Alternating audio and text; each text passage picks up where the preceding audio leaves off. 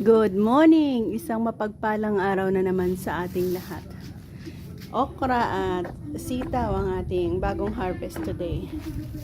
Sitaw na maganda. Ilan nga ba ang ating nakuha ngayon? 1, 2, 3, 4, 5, 6, 7, 8. So, mayroon siyang mga magaganda. Sineparate ko na kasi kanina yung mga maliliit, hindi na naman yan puro magaganda. Ito yung mga maliliit na ayan, pag may mga magaganda, meron din namang not perfect. 1, 2, 3, 4, 5, 6, 7, 8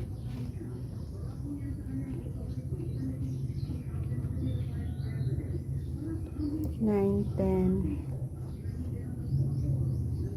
11, 12, 13, 14, 15, 16, 17, 18, 19. Abang dami siguro nito. 1,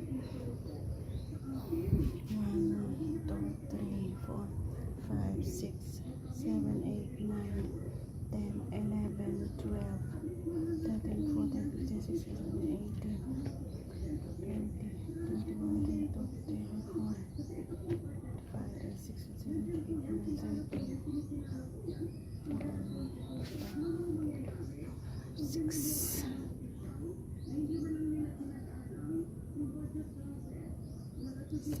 8, 9, 10, 11, 12, 13, 14, 15, 16.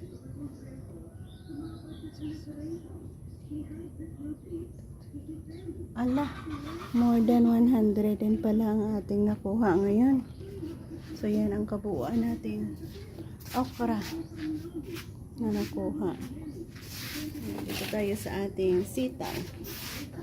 So yan, kung may mga magagandang sitaw, may mga overripe sitaw din tayo. 2 days kasi na hindi tayo nakapag-harvest. So yung mga overripe natin.